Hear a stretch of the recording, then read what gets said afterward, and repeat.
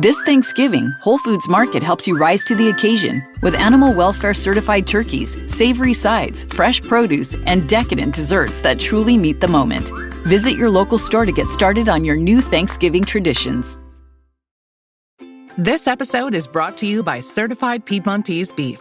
Listen up, foodies. Make your next meal even better with real Nebraska beef. They have healthy, tender, delicious Italian heritage beef, grass-fed and sustainably raised on lush pastures in the Midwest. You can even create your own personally curated meat box that's shipped right to your door. To get 2 free steaks with any purchase over $50, use the code FREEBEEF at checkout. Learn more and shop exclusively at cpbeef.com. This is Optimal Finance Daily, episode 2454, Frugal Hacks to Live an Awesome Life, by Lisa Harrison of MadMoneyMonster.com. And I'm your host and personal finance enthusiast, Diana Merriam. Now let's get right to it and continue optimizing your life. Frugal Hacks to Live an Awesome Life, by Lisa Harrison of MadMoneyMonster.com. We love a dash of horror in our lives, so every fall we don't miss a chance to hit our local haunted attraction. This is a planned event, and since Minnie is, well, Minnie, we don't bother with the actual hayride or haunted houses. Instead, we go for a Friday night dinner.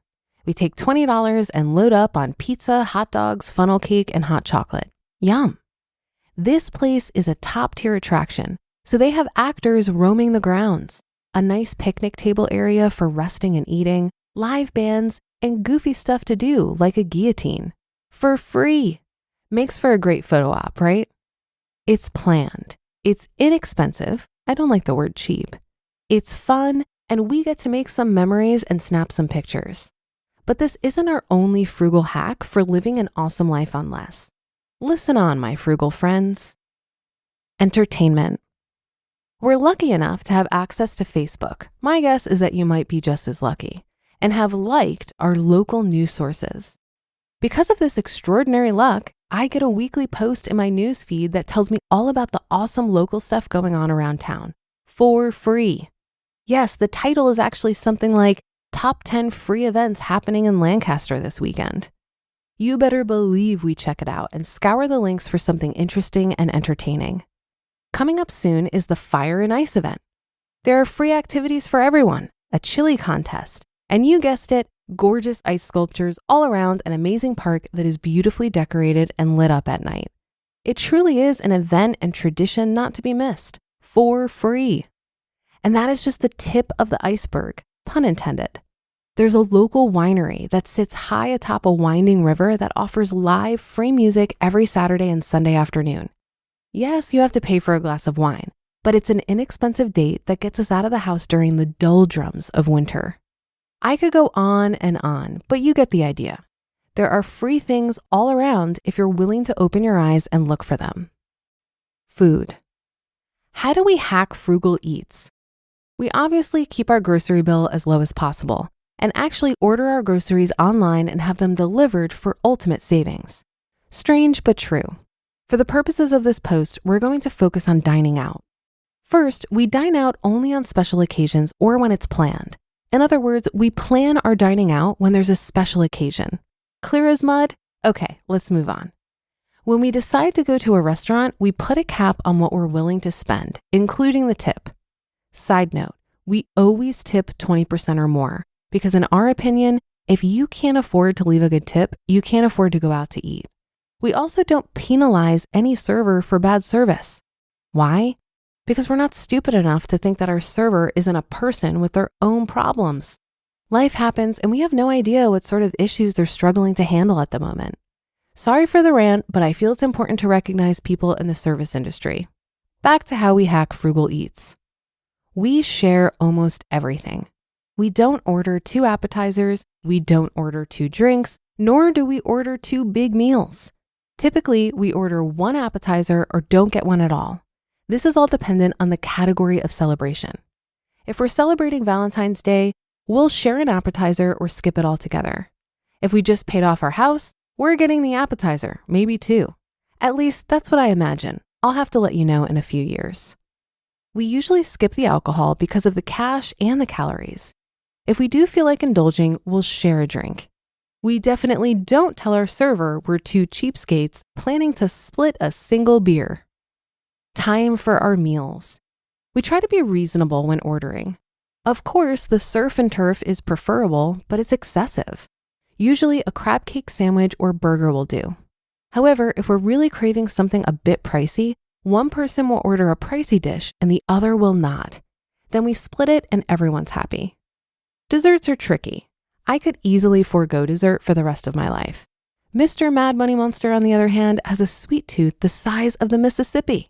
In fact, he enjoys it so much that it's almost non-negotiable. Of course, we split dessert, and I let him have most of it. Occasionally, I can convince him to wait until we get home because we usually have a freezer stocked with Ben & Jerry's. No joke. Sometimes it works, sometimes it doesn't. Here's a fast glimpse into our fast food excursions. First, they're few and far between. They're usually not planned as extensively as restaurant meals. I used to see these as extreme frugal fails, but I grew up and realized that $1 cheeseburger here and there isn't going to interfere with our F.I.R.E plan. Minnie sometimes gets on a kick and she wants a Happy Meal. It's hard to deny her this. I mean, aren't occasional Happy Meals a rite of childhood passage? I believe so.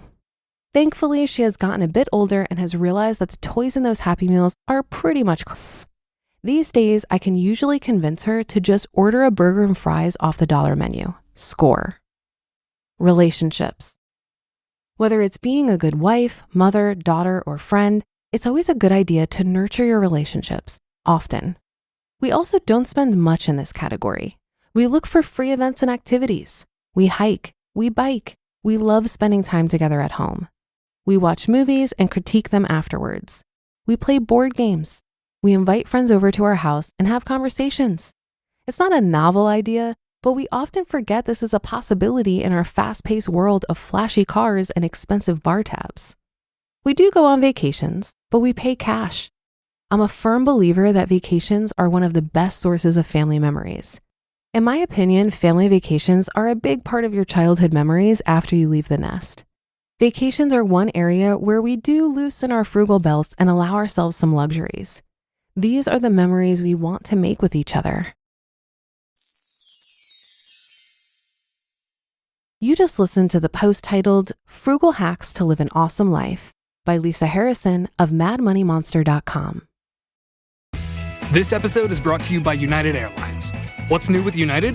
New and redesigned planes with things like larger overhead bins with room for everyone's roller bag, power outlets at every seat, screens at every seat, and the ability to connect your Bluetooth headphones to those screens. Plan your trip today at united.com or on their award-winning app. Final delivery schedule subject to change. This Thanksgiving, Whole Foods Market helps you rise to the occasion with animal welfare certified turkeys, savory sides, fresh produce, and decadent desserts that truly meet the moment. Visit your local store to get started on your new Thanksgiving traditions. As Socrates said, quote, "The secret of happiness, you see, is not found in seeking more, but in developing the capacity to enjoy less," end quote. Enjoying less is an incredible skill set that our consumerist culture will never talk about, but it will make you rich as hell. And not just rich monetarily, but rich in time and energy as well. When I look around me, I feel like I'm surrounded by luxury. I have a great house with central air that is larger than any apartment I've ever lived in. I have plenty of food in the fridge and running water, and a car that gets me from point A to point B. But I suspect that most people would never describe my lifestyle as luxurious. That house I love, it's only 1,100 square feet with no garage in a neighborhood that's up and coming, but still a bit rough around the edges. That food in the fridge, it's certainly not caviar, and I'm not splurging on fancy filters for that running water either. I'm perfectly fine to drink tap water. That car I love, it's definitely not a Tesla. I'm cruising around in a 2010 Mazda 3 that I bought for $6,000 cash. I think it feels luxurious to me because I've learned to foster a deep appreciation for these things, and I've developed the capacity to enjoy simplicity. And that should do it for today. Have a happy rest of your day, and I'll see you on the Thursday show tomorrow, where your optimal life awaits.